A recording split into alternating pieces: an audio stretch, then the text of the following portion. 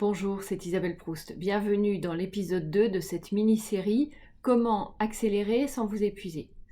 Hier, nous avons vu l'importance de commencer par définir et partager la vision. Le deuxième principe aujourd'hui, c'est avoir les bonnes personnes au bon endroit. Être bien entouré, avoir les bonnes personnes autour de vous est ce qui vous permettra de réaliser vos objectifs. Vous le savez. Et pour savoir si vous avez les bonnes personnes au bon endroit, vous avez 3 questions à vous poser.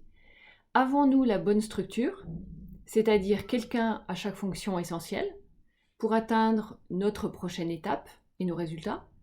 Deuxième question, est-ce que chacun a suffisamment de temps pour faire ce qu'il a à faire ou est-ce qu'il y a des goulots d'étranglement et comment y remédier? Et la troisième question, c'est est-ce que les fonctions principales sont occupées par les bonnes personnes? C'est-à-dire, est-ce que les responsabilités sont claires et tenues par des personnes qui en ont envie, qui ont les compétences et qui correspondent aux valeurs de l'entreprise?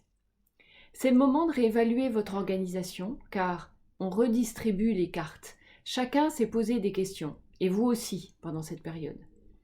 Demandez-vous si votre directeur financier, directeur marketing, a envie de ce poste. Posez-lui la question si vous avez des doutes. C'est pertinent. C'est le genre de décision que l'on retarde le plus possible, notamment quand il s'agit d'un pilier de l'organisation ou quelqu'un qu'on a apprécié humainement et qui est là depuis longtemps. Mais dites-vous que si vous sentez un problème, l'autre le sent aussi et vous lui faciliterez la tâche en ouvrant cette discussion, voire en le laissant partir.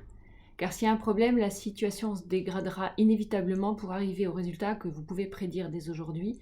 Je l'ai vu plusieurs fois et sans doute vous aussi. Alors posez-vous cette question.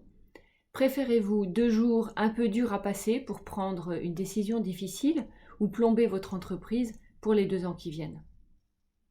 Pour vous aider dans l'évaluation de votre structure, je mets à votre disposition une grille d'analyse ultra simple et très efficace que vous pouvez télécharger dans le lien de ce post. Je vous dis très bonne journée et à demain.